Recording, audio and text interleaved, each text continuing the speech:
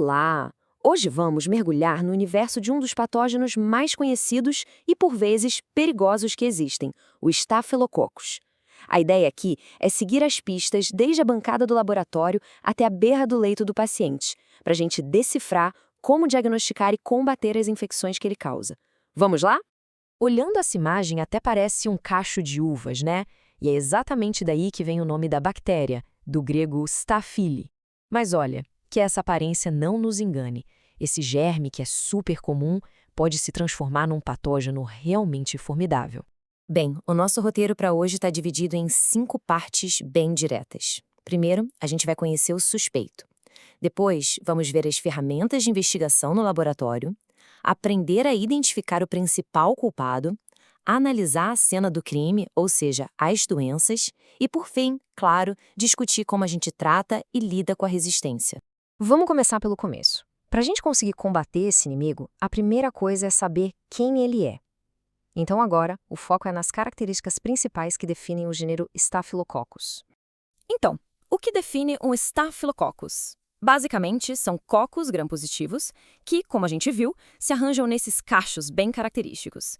O habitat natural deles? A nossa própria pele e mucosas. E um detalhe importante, algumas espécies, como o famoso S. aureus, produzem um pigmento dourado, sabe? Fica bem visível nas placas de cultura. E aqui vai um dado que é super relevante na prática clínica. Cerca de 1 em cada 3 pessoas carrega o estafilococo no corpo, principalmente no nariz, sem ter sintoma nenhum. Ele está ali, quietinho, só esperando uma brecha para agir. Ok, já conhecemos o nosso suspeito. Agora, vamos para o laboratório. Como é que a gente isola e identifica essa bactéria numa amostra que chega para análise?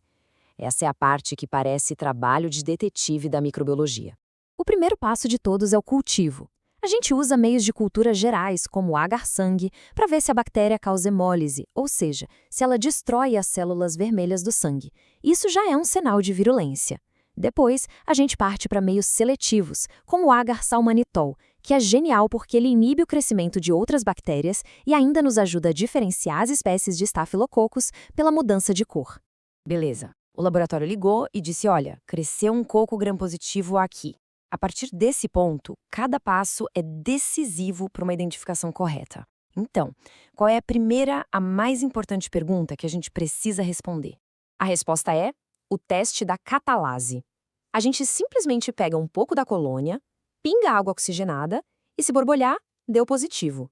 Essa reação super simples é um verdadeiro divisor de águas no diagnóstico, porque ela separa na hora o gênero Staphylococcus, que é positivo, do Streptococcus, que é negativo. É um passo fundamental. Certo, já sabemos que é um Staphylococcus. Agora, a investigação afunila. O que a gente precisa descobrir é se estamos lidando com o membro mais perigoso dessa família, o Staphylococcus aureus. E para fazer essa diferenciação, o teste da coagulase é o nosso as na manga. O S. aureus é coagulase positivo, o que isso significa? Que ele consegue coagular o plasma ao redor dele, criando uma espécie de escudo de fibrina para se esconder do nosso sistema imune. Já as outras espécies, como S. epidermidis, são coagulase negativas e, no geral, bem menos agressivas. E o mais legal é que dá para ver essa diferença a olho nu. Lembra do agar-salmanitol que a gente comentou? Olha só essa imagem. À esquerda, o S. aureus fermenta o açúcar manitol e deixa o meio todo amarelo. Já o S. epidermidis, à direita, não faz isso, então o meio continua rosa. É uma diferenciação visual, clara e muito elegante. E não é só a coagulase. Existem outros marcadores que ajudam a bater ao martelo de que é S. aureus. Ele produz uma enzima chamada DNase, que degrada DNA. E, um ponto crucial, ele tem a proteína A na superfície. Essa proteína é um truque incrível porque ela se liga nos nossos anticorpos pelo lado errado, impedindo que o sistema imune reconheça e ataque a bactéria. Agora que o culpado foi devidamente identificado, vamos analisar a cena do crime. Que tipo de estrago o Staphylococcus pode causar no corpo humano? A lista de manifestações clínicas é, infelizmente, bem grande. A forma mais comum de ataque são as infecções piogênicas, ou seja, aquelas que produzem pus. A gente está falando aqui de abscessos, furúnculos e até infecções nos olhos, como o terçol. São, digamos, batalhas localizadas, mas que precisam de muita atenção. O problema fica muito mais sério se a bactéria consegue cair na corrente sanguínea. Aí a gente pode ter uma bacteremia, uma infecção nas válvulas do coração, a chamada endocardite, que tem uma mortalidade assustadora de até 50%. Ou pneumonias gravíssimas, que muitas vezes acontecem depois de uma gripe forte.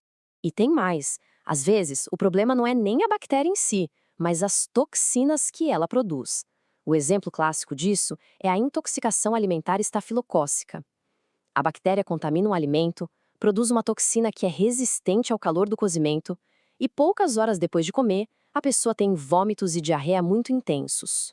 Bom, chegamos na fase final da nossa investigação. Como a gente trata essas infecções? E, principalmente, como lidamos com um dos maiores desafios da medicina hoje, que é a resistência a antibióticos.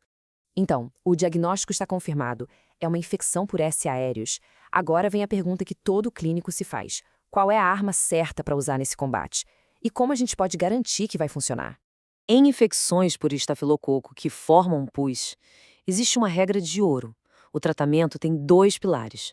Primeiro, e mais importante, drenar aquele pus. Tem que tirar a coleção. Sem isso, só o antibiótico pode não ser suficiente. Então, primeiro drena. Só depois a gente seleciona o antibiótico ideal. Para infecções mais tranquilas que não precisam de internação, a gente tem um bom arsenal de antibióticos orais. Mas a escolha não é aleatória, viu? Ela depende muito do perfil de sensibilidade da bactéria naquela região para a gente ter certeza de que o tratamento vai ser eficaz. Agora, nos casos graves, como bacteremia ou quando a gente suspeita de uma cepa super resistente como o MRSA, aí a artilharia tem que ser pesada. Entram em cena antibióticos intravenosos potentes, como a vancomicina, que são essenciais para salvar a vida do paciente. Mas por que essa resistência é um problema tão sério? Bom, um dos principais mecanismos é a produção de uma enzima chamada beta-lactamase ou penicilinase. Pensa nela como um escudo enzimático. A bactéria produz essa enzima, que quebra e inativa a penicilina e outros antibióticos parecidos antes mesmo que eles consigam fazer efeito. E tudo isso nos leva a uma última reflexão. Essa bactéria faz parte do nosso ecossistema corporal. Ela vive em milhões de pessoas sem causar nenhum problema.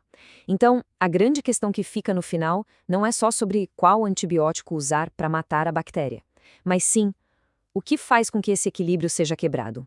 Quando e por que ela decide atacar.